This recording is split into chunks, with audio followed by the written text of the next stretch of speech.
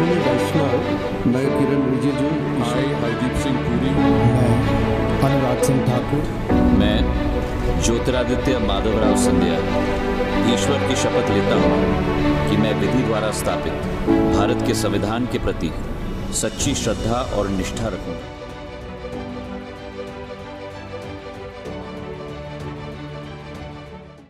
वंदे मातरम। आप देख रहे हैं नेटवर्क 10 और मैं हूं आपके साथ आशिमा त्यागी।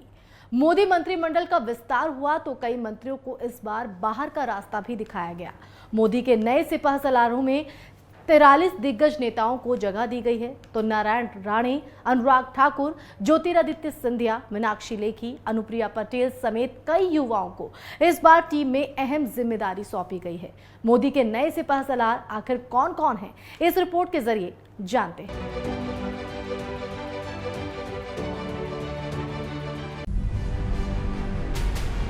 श्री सर्बानंद सोनोवाल,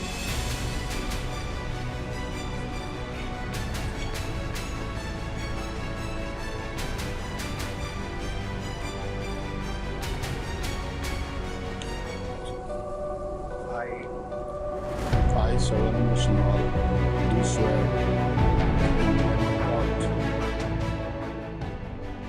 असम के विधानसभा चुनाव में बीजेपी ने शानदार सफलता प्राप्त की तो इस बात के कयास थे कि सर्बानंद सोनोवाल सीएम बनेंगे, लेकिन बीजेपी ने पूर्वोत्तर राज्यों में अपने विस्तार की संभावनाओं को देखते हुए हेमंता बिस्वा को नेतृत्व सौंपा। तभी से ये स्पष्ट हो गया था कि जब भी केंद्र में मोदी कैबिनेट का विस्तार होगा, सर्बानंद सोनोवाल को उसमें शामिल किया जाएगा।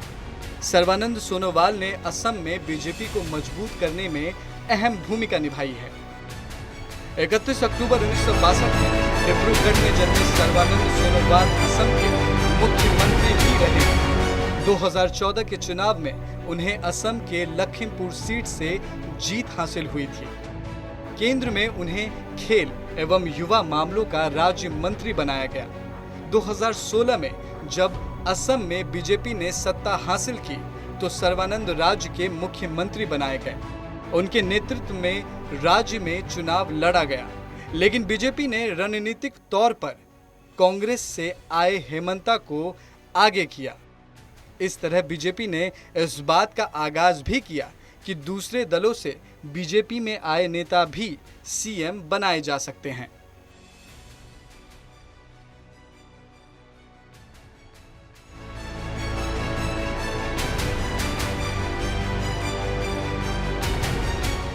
अभिभाषण के ऊपर मैं माननीय महामहिम राष्ट्रपति जी का अभिनंदन करने के लिए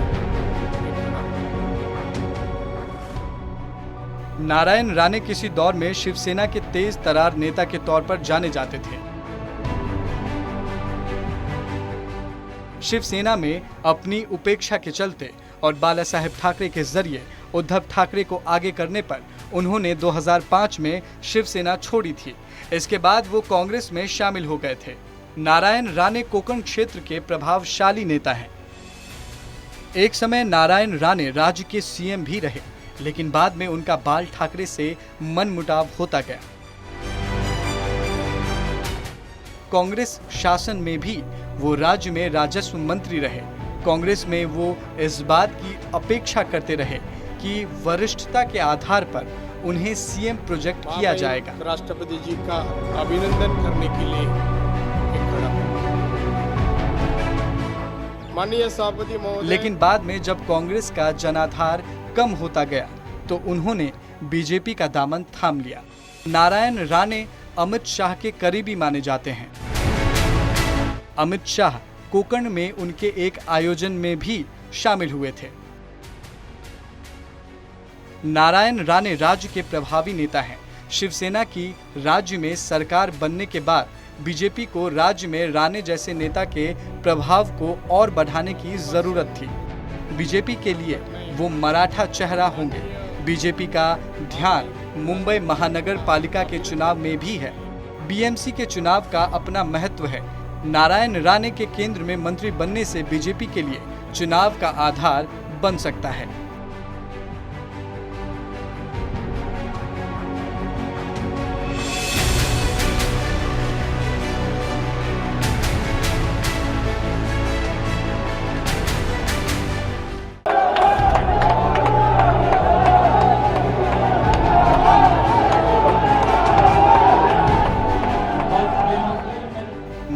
संभावित मंत्रिमंडल के विस्तार में ज्योतिरादित्य सिंधिया जगह पाएंगे, इसमें शायद ही किसी को संदेह रहा हो। मंत्री पद की शपथ समारोह के एक दिन पहले उन्होंने ही इस बात का ऐलान भी कर दिया था कि उन्हें अहम जिम्मेदारी दी जाएगी। मैं ज्योतिरादित्य सिंधिया कांग्रेस के दिग्गज नेताओं में थे और राहुल गांधी के विश्वस्त नेताओं में शामिल थे। भारत के संविधान के प्रति सच्ची श्रद्धा और निष्ठा रखूंगा। मैं भारत की प्रभुता और अखंडता अक्षुण्ण रखूंगा। मैं संघ के मंत्री के रूप में अपने कर्तव्यों अच्छे वक्ता और अच्छे प्रशासक के तौर पर उनकी छवि रही है। मध्य प्रदेश राज्य विधानसभा चुनाव में कांग्रेस को मिली सफलता के पीछे यही कहा गया कि ज्योतिरादित्य सिंधिया के कारण ये जीत हासिल हुई है।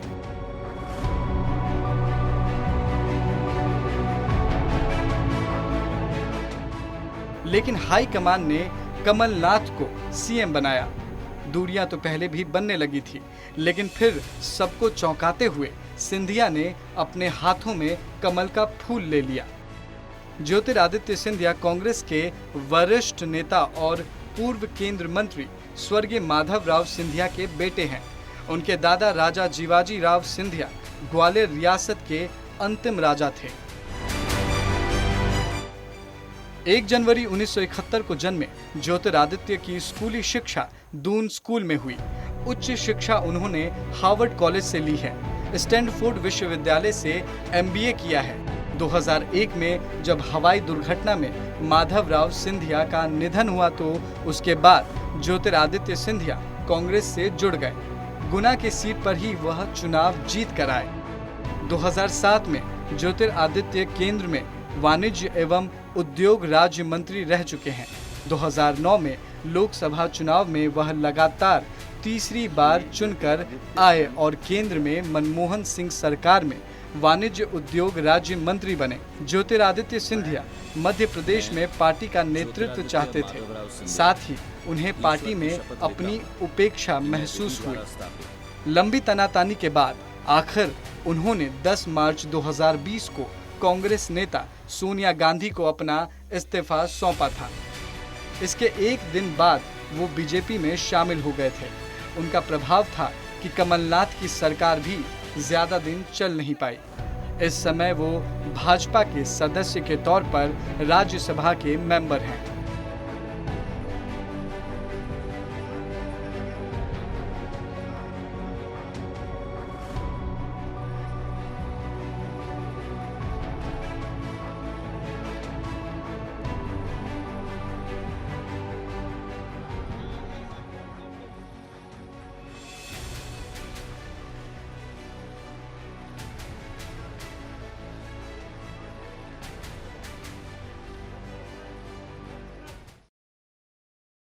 पशुपतिनाथ पारस लोक जनशक्ति पार्टी के नेता और संस्थापक रामविलास पासवान के भाई हैं। राजनीति में वो जनता पार्टी की स्थापना के दौर से ही हैं, लेकिन अपने भाई रामविलास पासवान की तुलना में वो लो प्रोफाइल नेता के तौर पर रहे हैं। 1977 में वो पहली बार JNP के टिकट पर विधायक चुने गए थे। बिहार के अलौली से वो 5 बार विधायक चुने गए हैं। बिहार में LJP, LKD, JP हर दल के टिकट पर वो जीतते रहे हैं। बिहार सरकार में उन्होंने पशु मछली संसाधन विभाग के मंत्री के तौर पर भी कार्य किया। 2019 में हाजीपुर संसदीय सीट पर उन्होंने चुनाव भी जीता था। रामविलास पासवान के निधन के बाद लोक जनशक्ति पार्टी में आंतरिक विवाद हुआ है। पार्टी के 5 सांसदों ने पशुपतिनाथ पारस को संसदीय दल का नेता चुना है। उनके चयन को रामविलास पासवान के बेटे चिराग पासवान ने चुनौती दी है। उनका मानना है कि पार्टी को वही नेतृत्व कर रहे हैं। पार्टी का सांसदीय दल का नेता चुनने का अधिकार उन्हें ही है। दरअसल पार्टी के सांसद चिराग के विधानसभा चुनाव में अलग लड़ने के फैसलों से नाराज थे। चुनाव परिणाम विपरीत आने पर सांसदों को मौका मिला और उन्होंने पशुपतिनाथ पारस को अपना नेता चुन लिया। अनुराग ठाकुर को मोदी कैबिनेट में अहम जिम्मेदारी सौंपी गई है। को सूचना के साथ साथ खेल मंत्रालय दिया गया है। हिमाचल से पहचान रखने वाले अनुराग ठाकुर तेज तर्रार नेता हैं। अनुराग ठाकुर के लिए कहा जाता है कि वो दिल्ली के सियासी गलियारों से लेकर खेल के मैदान तक खासे सक्रिय रहते हैं।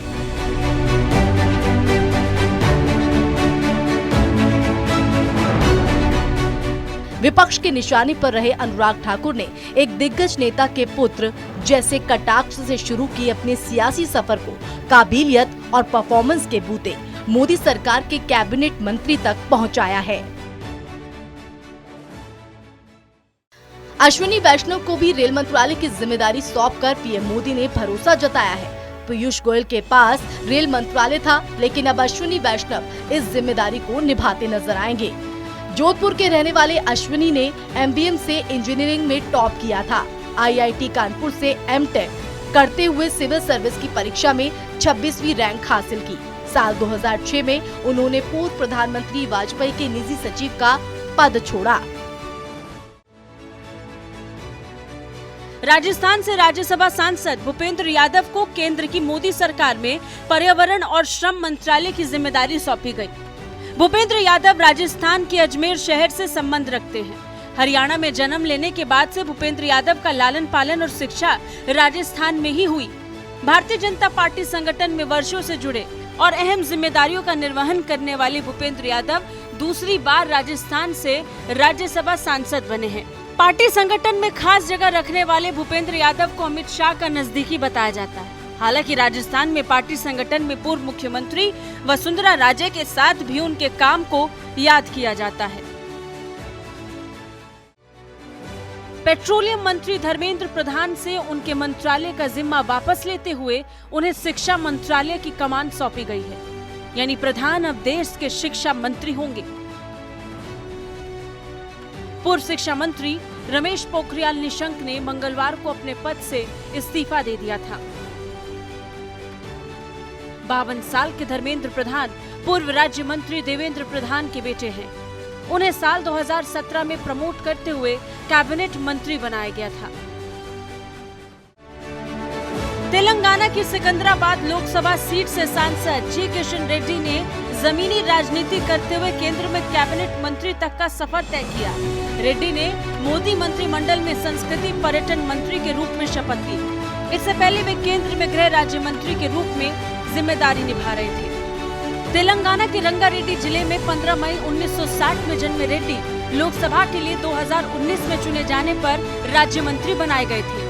रेड्डी ने युवा नेता के तौर पर राजनीतिक पारी की शुरुआत की थी। साल 2002 से 2005 तक वे भारतीय जनता युवा मोर्चा के अध्यक्ष रहे। वे वर्ष 2004 में हिमायतनगर विधानसभा सीट से पहली बार विधायक चुने गए। इसके बाद वे अंबरपेट विधानसभा सीट से 2009 और 2014 में भी विधायक चुने गए। बीजेपी के वरिष्ठ नेता हरदीप सिंह पुरी साल 2014 से मोदी सरकार का सिख चेहरा रहे हैं। उनके पास मोदी सरकार में नागरिक उड्डयन मंत्रालय में राज्य मंत्री स्वतंत्र प्रभार की जिम्मेदारी दी गई। अब प्रधानमंत्री नरेंद्र मोदी ने उनका प्रमोशन कर दिया है। उन्हें राज्य मंत्री से प्रमोट कर केंद्रीय मंत्री बना दिया है। इसके साथ ही वे अब शहरी विकास मंत्रालय की जिम्मेदारी के साथ साथ पेट्रोलियम मंत्रालय की भी जिम्मेदारी संभालेंगे। आपको बता दें, राजनीति में एंट्री करने से पहले पुरी भारतीय विदेश सेवा में अधिकारी थे और उन्होंने संयुक्त राष्ट्र में भारत के स्थायी प्रतिनिधि के रूप में काम किया था। मोदी कैबिनेट में खेल मंत्रालय की जिम्मेदारी संभाल रहे किरण रिजिजू को भी इस बार अहम जिम्मेदारी सौंपी गई है। किरण रिजिजू को कानून मंत्री बनाया गया है। किरण रिजिजू अपने स्कूल के दिनों से एक सक्रिय सामाजिक कार्यकर्ता रहे हैं और उन्होंने एक सामाजिक कार्यकर्ता और छात्र नेता के रूप में कई सामाजिक आंदोलनों का नेतृत्व भी किया है। किरण रिजिजू दिल्ली विश्वविद्यालय के हंसराज कॉलेज से स्नातक हैं और कैंपस लॉ सेंटर लॉ संकाय दिल्ली विश्वविद्यालय से लॉ में स्नातक की डिग्री भी प्राप्त की है। मोदी मंत्रिमंडल में फेरबदल हुआ और मनसुख मंडाविया को स्वास्थ्य मंत्रालय की जिम्मेदारी सौंपी गई। वो भी तब जब देश के सामने कोरोना महामारी जैसी गंभीर समस्या है और सरकार कोरोना की तीसरी लहर को रोकने की रणनीति पर काम कर रही है। 49 साल के मंडाविया साइकिल से संसद जाया करते थे। वे उन 7 मंत्रियों में हैं जिन्हें प्रमोशन दिया गया है। गुजरात बीजेपी के वरिष्ठ नेता पुरुषोत्तम रूपाला को कैबिनेट मंत्री के रूप में पदोन्नत किया गया है। उन्होंने मत्स्य पालन, पशुपालन और डेयरी मंत्री के रूप में कार्यभार संभाला है। रूपाला गुजरात के प्रभावशाली कड़वा पाटीदार या पटेल समुदाय से आते हैं और किसानों की आय बढ़ाने के लिए कृषि से संबंधित गतिविधियों को बढ़ावा देने के लिए 2019 में गठित नए मंत्रालय के प्रभारी हैं। रूपाला इससे पहले केंद्रीय मंत्रिमंडल में कृषि राज्य मंत्री थे।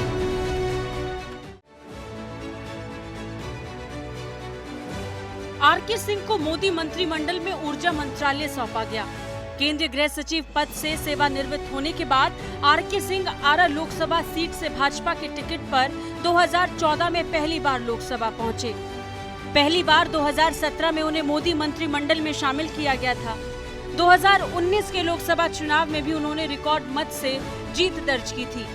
इसके बाद वे केंद्रीय ऊर्जा राज्य मंत्री स्वतंत्र प्रभार बनाए गए। मंत्री बनने के बाद उनकी उपलब्धियां भोजपुर के लिए नजीर बन गई। रेलवे, बिजली, स्वास्थ्य, तकनीकी, शिक्षा से लेकर कृषि आदि क्षेत्र के विकास के लिए न सिर्फ योजनाएं शुरू की बल्कि उसे मुकाम तक पहुंचाया। विकास की लकीर खींची जो आने वाले दिनों में भोजपुर जिले के लिए मील का पत्थर साबित होंगे। मूल रूप से सुपौल जिले के निवासी आर.के. सिंह उर्फ राजकुमार सिंह का भोजपुर जिले से पुराना रिश्ता रहा है। एक बार पुनः नरेंद्र मोदी के नए मंत्रिमंडल विस्तार में कैबिनेट मंत्री के रूप में शपथ लेने के बाद जिले के लोगों में काफी हर्ष है, नई उम्मीदें जगी हैं।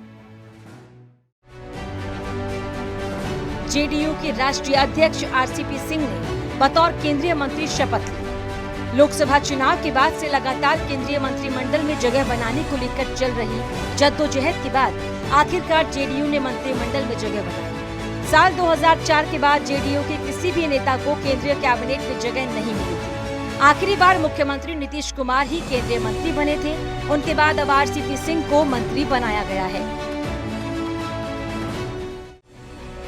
मोदी कैबिनेट के विस्तार के बाद यूपी से 7 सांसदों को मंत्री बनाया गया। इनमें से एक 5 बार बीजेपी से सांसद रहे भानु प्रताप सिंह वर्मा। शपथ ग्रहण के बाद विभागों का बंटवारा भी कर दिया गया। भानु प्रताप सिंह के मोदी सरकार में मंत्री बनाए जाने से समर्थकों में खासा उत्साह है। जालौन की गरौठा भोगनीपुर संसदीय सीट से सांसद भानु प्रताप वर्मा ने बतौर विधायक से राजनीति के क्षेत्र में कदम रखा। वो 1991 में पहली बार कोच विधानसभा सीट से विधायक चुनकर विधानसभा पहुंचे थे। भानु प्रताप वर्मा कोरी समाज से ताल्लुक रखते हैं और इनकी अपने समाज में अच्छी खासी पकड़ जानी जाती है। भाजपा के नैनीताल उधम सिंह नगर के सांसद अजय भट्ट ने पर्यटन मंत्रालय में राज्य मंत्री के रूप में पदभार ग्रहण किया। 40 वर्षीय बीजेपी नेता ने पिछले कुछ वर्षों में उत्तराखंड में कई प्रमुख पदों पर सफलतापूर्वक कार्य किया। भट्ट पिछले विधानसभा चुनाव से पहले विपक्ष के नेता और पार्टी प्रमुख थे और उन्हें 2017 में 70 में से 57 सीटों पर उत्तराखंड में भाजपा की भारी जीत का श्रेय दिया जाता है। भट्ट ने पहले उत्तराखंड में अंतरिम नित्यानंद स्वामी सरकार में मंत्री के रूप में कार्य किया, जब इसे 2000 में उत्तर प्रदेश से अलग किया गया था। मैं अश्विनी वैष्णव, मैं किरण रिजिजू, मैं हरदीप सिंह पुरी, मैं अनुराग सिंह ठाकुर, मैं ज्योतिरादित्य माधवराव सिंधिया ईश्वर की शपथ लेता हूँ कि मैं विधि द्वारा स्थापित भारत के संविधान के प्रति सच्ची श्रद्धा और निष्ठा रखूंगा।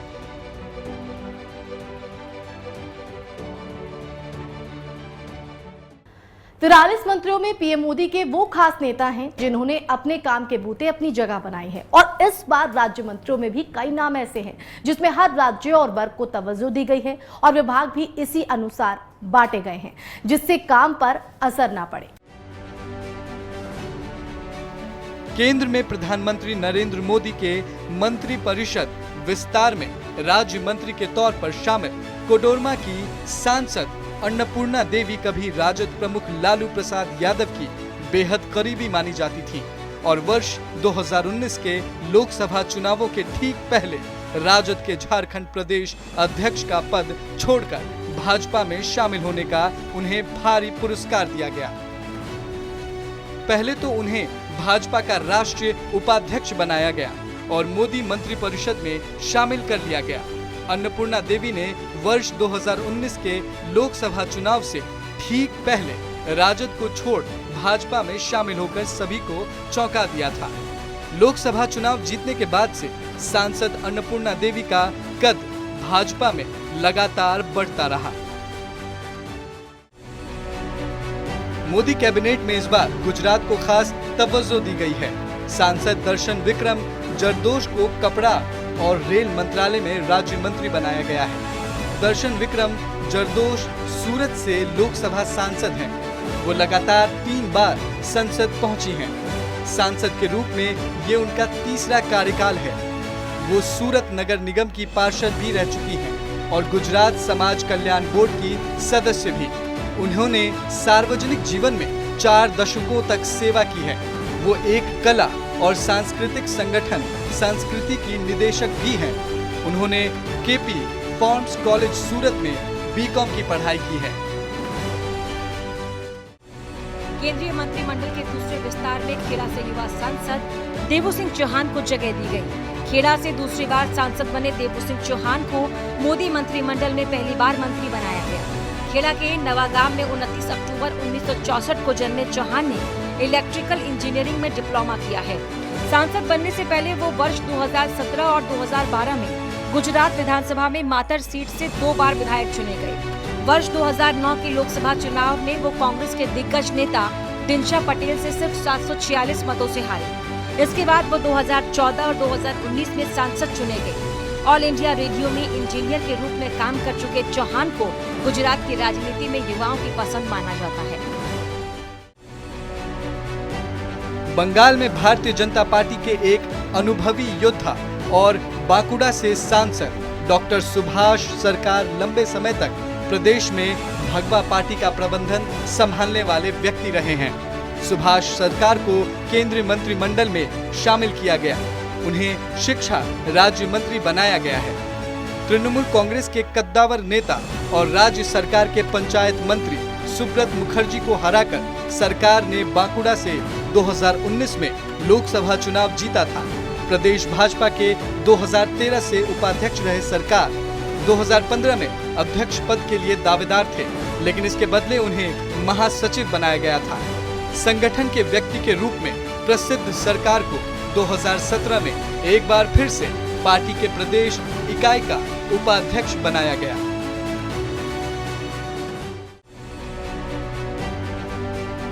कौशल किशोर को अनुसूचित जाति मोर्चा राज्य मंत्री का पदभार सौंपा गया है। कौशल किशोर उत्तर प्रदेश के मोहनलालगंज से बीजेपी सांसद हैं। अपने 30 सालों के राजनीतिक करियर में कौशल किशोर 2 बार लोकसभा सांसद रहे हैं और वो साल 2003 और 4 में मुलायम सिंह की सरकार में राज्य मंत्री भी रह चुके हैं। कौशल किशोर का जन्म यूपी के बगेरिया गांव में ही सन 1960 में हुआ था। 61 साल के हो चुके कौशल किशोर को हाल ही में बीजेपी अनुसूचित जाति मोर्चा का राज्य प्रमुख बनाया गया था। वो साल 2002 से 2007 तक उत्तर प्रदेश में विधायक भी रह चुके हैं। किशोर पासी समुदाय से आते हैं। उनको अनुसूचित जातियों में गहरी पैठ वाला नेता माना जाता है।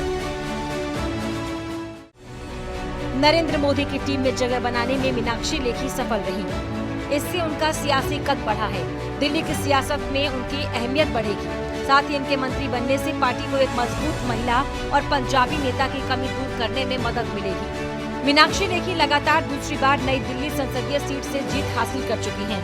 इस सीट की अहमियत इसी से पता चलती है कि अटल और आडवाणी भी यहाँ के सांसद रह चुके हैं। सुचेता कृपलानी यहाँ से पहली बार संसद पहुँची थी। उनके बाद मीनाक्षी लेखी दूसरी महिला नेता हैं जिन्हें इस क्षेत्र का प्रतिनिधित्व करने का मौका मिला है। पहली बार सांसद बने नारायण स्वामी को उनके निर्वाचन क्षेत्र के एक गांव में दलित होने के कारण प्रवेश से वंचित कर दिया गया था। उन्हें बुधवार को केंद्रीय मंत्रिमंडल में जगह मिली। वो चित्रदुर्ग निर्वाचन क्षेत्र से लोकसभा सांसद हैं। वो दलित समुदाय के मडिगा जाति से आते हैं और अनेकल क्षेत्र से 4 बार 1958, 1999, 2004 और 2008 में विधायक रह चुके हैं। नारायण स्वामी 1998-1999 में कर्नाटक विधानसभा में बीजेपी विधायक दल के मुख्य सचेतक के रूप में भी काम कर चुके हैं और 2010 से 2013 तक बीजेपी सरकार में मंत्री थे। नारायण स्वामी को बीजेपी के राष्ट्रीय संगठन महासचिव BL संतोष का करीबी माना जाता है।